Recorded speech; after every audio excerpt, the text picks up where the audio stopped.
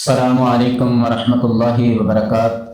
الحمدللہ وکفا والصلاة والسلام علی من لا نبی بعدہ، اما بعد فاعوذ باللہ من الشیطان الرجیم، بسم اللہ الرحمن الرحیم۔ یا ایہا الناس انتم الفقراء الی اللہ واللہ هو الغنی الحمید۔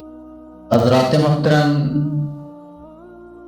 وسیلہ ایک ایسا سائن بورڈ ہے جس کے نیچے آج بہت سے لوگوں نے اپنی دکانیں سجا رکھی ہیں۔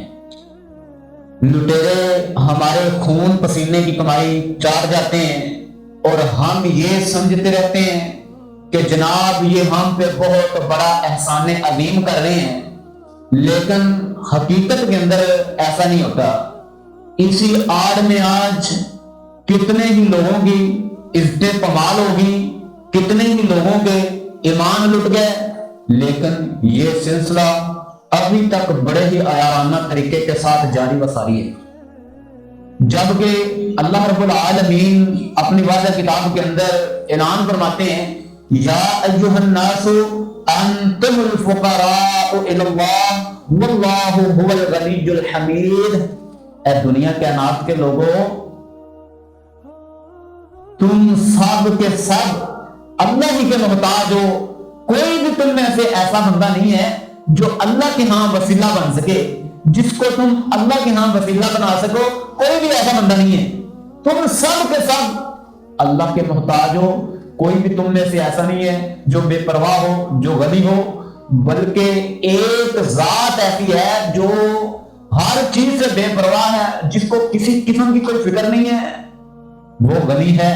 واللہ هو الغنی الحمید، اور وہ اللہ ہی کی ذات ہے، وہ اللہ ہی ہے جو ہر چیز سے بے پرواہ ہے، جو غنی ہے، جو تعریف والا ہے۔ یعنی کہ اب یہ بات بالکل واضح ہوگی کہ دنیا کے اندر کوئی ایسی ہستی نہیں ہے جس کو ہم اللہ کے ہاں وسیلہ بنا سکیں۔ یعنی کہ اللہ خود فرما رہے ہیں سب کے سب محتاج ہیں، کوئی بھی غنی نہیں ہے، کوئی بھی بے پرواہ نہیں ہے، کوئی بھی ایسا نہیں ہے جو بے فکر ہے، جس کو کسی قسم کی کوئی فکر ہی نہیں ہے، ٹینشن ہی نہیں ہے، اللہ کے ہاں وہ وسیلہ بن سکتا ہے۔ آج اسی آج کے اندر تو لوگوں نے یہ دیکھیں کتنی دکانیں کھول رکھی ہیں، لوگوں کے ایمان خراب کر چکی ہیں انہوں نے، لوگوں کی عزت پامال کر دی ہیں انہوں نے، لیکن یہ انسان ہے کہ سمجھتا ہی نہیں ہے۔ اللہ بہت غنی ہے، اگر اس کی تعریف کی جائے، کوئی اس کی تعریف کرے نہ کرے، وہ اس سے بھی بے پرواہ ہے۔ اللہ اس بات سے بھی بے پرواہ ہے کہ کوئی بندہ اس کی تعریف کرے یا نہ کرے، وہ ہمیشہ ہمیں صرف محسوس ہے۔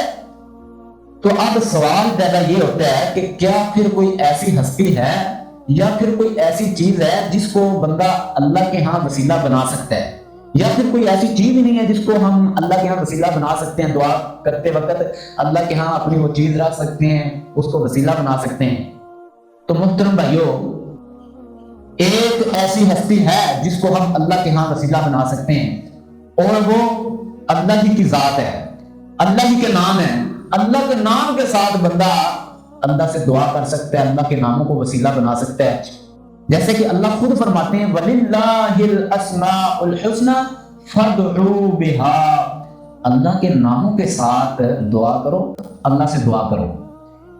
جیسے کہ یہ قرآنی وسیلے ہیں، اللہ کے نام یا رحمان، اے رحم کرنے والے رحم کر دے، یا غفار، اے بخشنے والے تو ہمیں بخش دے، یا رزاق، اے رزق دینے والے ہمیں رزق عطا کر۔ اس طرح کے وسیلے اللہ کے سامنے بندہ رکھ سکتا ہے، اللہ کے ناموں کے ساتھ اللہ کے ناموں کو پکار کر اللہ سے دعا کر سکتا ہے بندہ۔ پھر اسی طرح حضرت آدم علیہ السلام کو دیکھ لیں کہ اللہ رب العالمین نے حضرت آدم علیہ السلام کو بڑے شوق سے، بڑے پیار سے پیدا فرمایا، اور اس کے بعد اپنی خلافت عطا کرنے کا اعلان کیا۔ پھر تمام فرشتوں سے حضرت آدم علیہ السلام کو سجدہ کرایا۔ تو پھر جس نے حضرت آدم علیہ السلام کو سجدہ نہیں کیا، گھمنڈ دکھایا، تو اللہ نے زمین پہ پھینک دیا۔ پھر حضرت آدم علیہ السلام کو جنت کے اندر رہنے کا حکم دے دیا اور تمام پھل کھانے کی اجازت دے دی، صرف ایک پھل کے علاوہ۔ اللہ رب العالمین نے فرمایا کہ یہ ایک پھل آپ نے نہیں کھانا، باقی تمام پھل کھانے کی اجازت ہے۔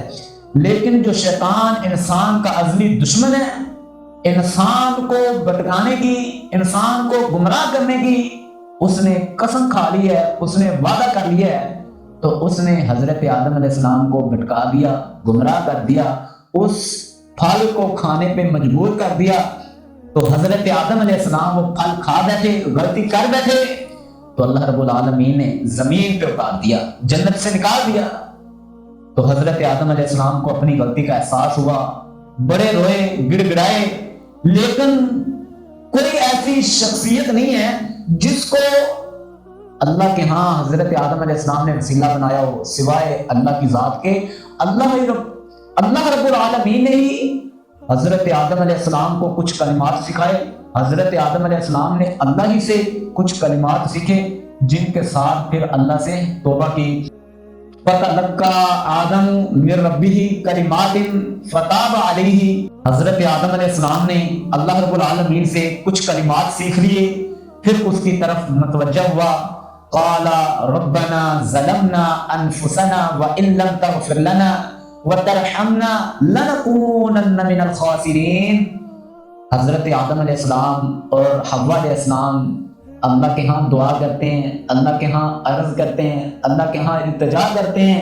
तो हजरत आदम और हव्वा अलैहिस्सलाम अल्लाह रब्बुल आलमीन के यहाँ अर्ज करते हैं, अल्लाह रब्बुल आलमीन के यहाँ दुआ करते हैं, अल्लाह रब्बुल आलमीन के यहाँ इल्तिजा करते हैं, ऐ हमारे परवरदिगार, हम अपनी जानों पे जुल्म कर बैठे हैं, व इन लम तग़फिर लना व तरहमना, अगर तूने हमें माफ ना किया, हम पे रहम ना किया, लनकूनन्न मिनल खासिरीन, तो हम जरूर खसारा उठाने वालों में से हो जाएंगे। यानी कि अल्लाह रब्बुल आलमीन से ही कुछ कलिमात सीखे, फिर उनके साथ अल्लाह से तौबा की, अल्लाह के यहाँ दुआ की, तो अल्लाह ने माफ कर दिया।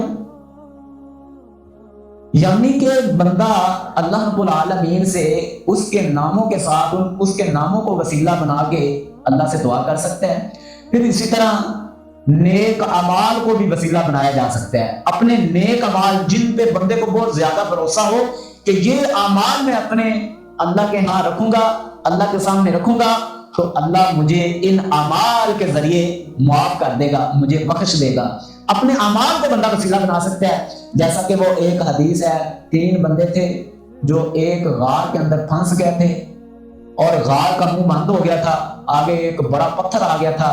तो फिर उन्होंने अल्लाह रब्बुल आलमीन से दुआ की, अपने आमाल रखे, अपने आमाल को वसीला बनाया, तो अल्लाह रब्बुल आलमीन ने उनकी दुआओं को कबूल कर लिया। अल्लाह रब्बुल आलमीन से दुआ है कि अल्लाह हमें हक बात समझने की तौफीक अता फरमाए। व आखिरु दअवाना अनिल हम्दुलिल्लाहि रब्बिल आलमीन।